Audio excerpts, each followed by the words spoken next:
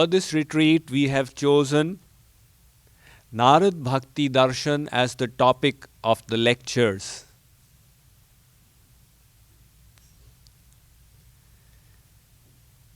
This scripture is full of the sweetness, love, bliss that you would expect from a bhakti scripture. In this, the sage Narad reveals knowledge about this entity called bhakti. Knowledge in the Vedas is coming from God. And that same knowledge, when the saints express it, they make it even sweeter. So in this scripture, we will hear from the sage Narad in small aphorisms as he sheds light on different aspects of this topic of bhakti. Let us begin with the first sutra. Athato bhaktim vyakhyāsyāmah. Athato bhaktim vyakhyāsyāmah. The sage Narad is saying, I am going to explain about bhakti. Narad ji is the Manas Putra, the mental child of the first created Brahma. He is also one of the avatars or descensions of God. Brahma ji had explained to him this topic of bhakti. And then he had instructed Sarvatmanya Khiladhare iti sankalpya varnaya, that what I have told you, you reveal it to others. So the sage Narad made a resolve. Kalina sadrisho loke yuge nasti varanane tasmin stvam sansthapayisyami gehe gehe jane jane. He said that I resolve that I will establish bhakti in the hearts of all living beings. He said this age of Kali, the present age, although it is an ocean of faults, it is the best age for doing bhakti. Because in the age of Kali, we don't have personal strengths. It is very easy to feel shelterless apart from the shelter of God. So, Narad ji is going to explain about bhakti. Before this, he had written Narad Smriti, in which he talked about Karma Kand, the rituals. But he was not satisfied by that. So after that, he wrote the Narad Pancharatra, in which along with the rituals, he mixed bhakti. He was still not satisfied with that. So now he's talking about pure bhakti in this Narad Bhakti Darshan. You all have heard that there are three paths: karma, jnana and bhakti. In relation to the path of karma, we have Karma Mīmānsa Darshan, written by Maharshi Bharadwaj, and Mīmānsa Darshan, written by Maharshi Jaimini. In the propagation of the path of Gyan is Vedanta Darshan, written by Ved Vyas. And in connection with bhakti, there are three main. One is Shandilya Darshan, the second is Angirasya Madhya Darshan, and the third Bhakti Darshan. Angirasya Madhya Darshan is practically not available in the world, nobody knows about it. Shandilya Darshan is extremely difficult to understand. And this Bhakti Darshan is very popular. So if we delve deep into it, we will get such gems of knowledge that will help us enhance our bhakti. Narad Ji says, Athato. At, this is for auspiciousness. Just like Om is added before mantras, Hreem, these are all added for auspiciousness. Similarly, At. After that is At, now. Now I will describe bhakti. Why? Because earlier he has described other things. Now he is coming to the pure love. All right then, Narad Ji, tell us about bhakti. So he starts now with the next sutra. Sa tvasmin parama prema rupa. Narad Ji says, this bhakti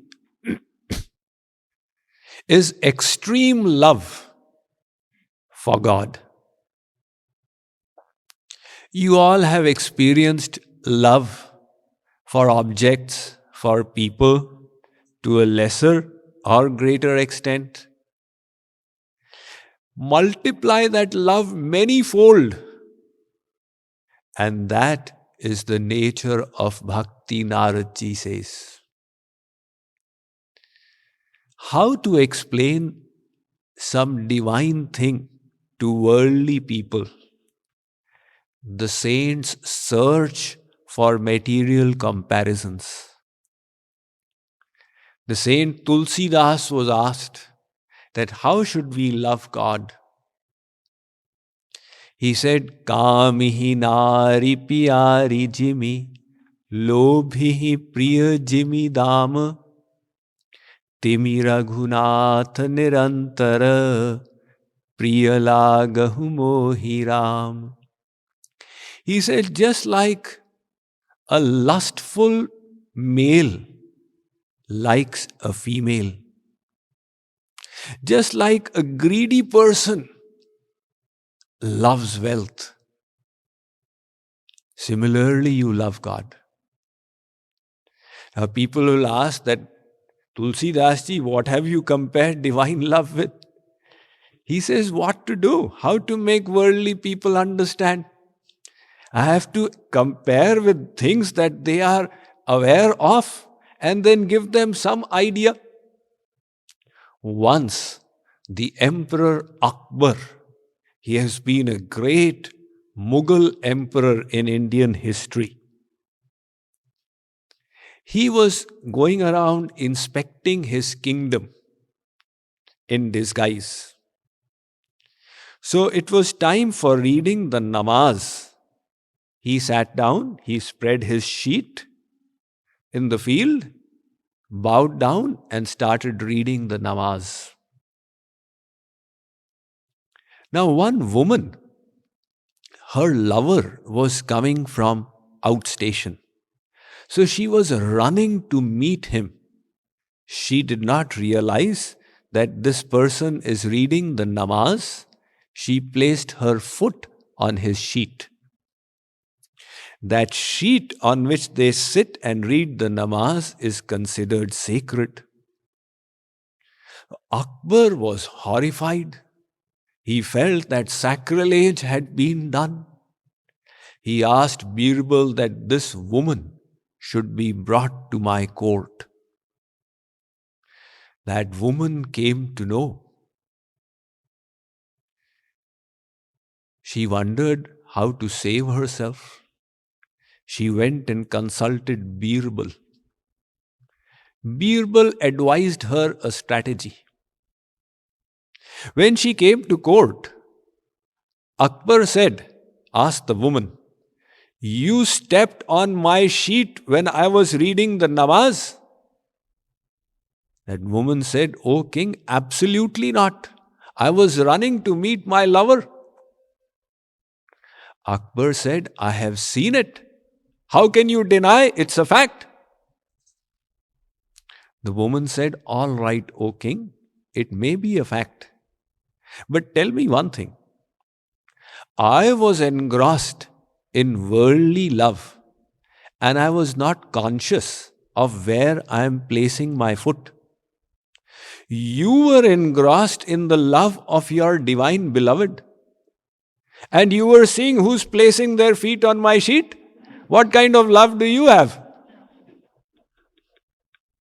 So that divine love should be many, many times the intensity of material love. Similarly, the other example given of a greedy person loving wealth. There's a story given by Kathavachaks in India that one Sethji, businessman, he was very fond of wealth. And when in the evening he would down the shutter of his shop, he would be extremely satisfied in counting how many notes had come to him that day. So one night he was just counting and counting. His wife was waiting for dinner. Husband was not willing to give up the pleasure of counting his notes. It became 12 o'clock. She got disgusted. She asked him 2-3 times. He said, "I'm coming," and again he would forget. So from the dinner, she took the sweet dish. And she took a spoon and put it in his mouth, thinking that when he tastes it, he will remember that I am hungry. He tasted the sweet dish. So he thought, oh, I must have eaten dinner, that's why I've got the sweet dish. He went, rinsed his mouth and said, all right, dinner is done. So, like a greedy person loves wealth and a lustful person loves the opposite sex, Tulsi, the sage Narad says, you understand this much?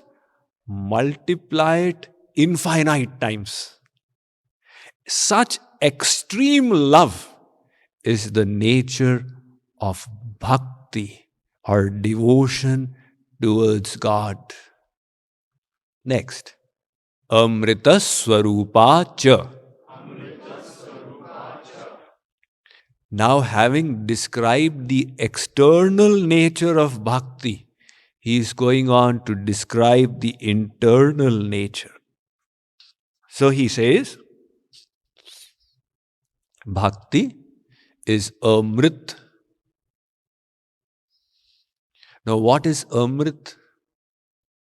Those who are familiar with Hindi or Sanskrit, they will tell you Amrit means, in Ayurveda, milk is considered Amrit. It has a beneficial effect on the body. So something that is nectarine, that is Amrit. So Ayurveda says milk is Amrit. But definitely Naradji is not comparing bhakti with milk. There is another Amrit that the celestial gods drink in the heavens, that keeps diseases away, that keeps them young. So is this bhakti compared to that Amrit? Absolutely not. Because those celestial gods also have to die one day. Tetam bhuktva swargalokam vishalam shine punye martyalokam vishanti. So what Naradji means here is that this bhakti is Amrit, means immortal. The bhakti that you will get it eternally. That is not so in the case of other spiritual practices. If you do karma, the rituals, they will give you the fruit, and karma is finished. The yajna is done. If you acquire jnana, it will destroy your ajnan or ignorance, take you to samadhi, and their jnana will also finish. If you practice Ashtanga Yoga, it will result in Chitta Vritti Nirodh, in control of the mind, and yoga is finished. However, bhakti or devotion is such a thing that it will remain with you forever. Just now you are doing bhakti. This is called sadhan bhakti, devotion in the practice stage. When you progress further, you will reach the next stage of bhakti, which is called bhav bhakti, where you do not need to take your mind to God. It will automatically go to Him. And when you go through that stage completed, on God realization, you will receive the third bhakti, which is called prema bhakti. When you get it, this material bondage will be dispelled and you will be united with God. However, that will not be the end.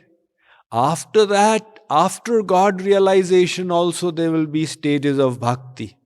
There is beyond prema bhakti is sneh bhakti, then man bhakti, then pranay bhakti, then rag bhakti, then anurag bhakti, then mahabhav bhakti and madanakhya mahabhav bhakti. So all the God realized saints are also engaged in devotion. The same Radhe Sham that all of you are saying, Radhe Govind, they say it in God's abode as well. Radhe Govind, they take the names of God. The difference is in the intensity of bhakti. You are saying it with a little bit of love, they are saying it with immense. But that bhakti which you are doing will remain eternally with you. And this Amrita Swarupa has got another meaning as well. Here, Amrit also means God, Bhagavan. So this bhakti is God-like. Just like God is divine, perfect, virtuous, benevolent, all the good virtues attached to Him, this bhakti is also like Bhagavan. And that devotee who receives bhakti, he also becomes God-like, blessed with all the virtues and qualities of God. That is why it is said, Bhakti Bhakta Bhagavant Guru Chatur Naam Vapu Ek. This Bhakti, Bhakt, the devotee, Bhagavant, that is God, and Guru, the spiritual teacher, they are all one. They are all God-like. So the sage Narad says that this bhakti is God-like and it will make you also like that.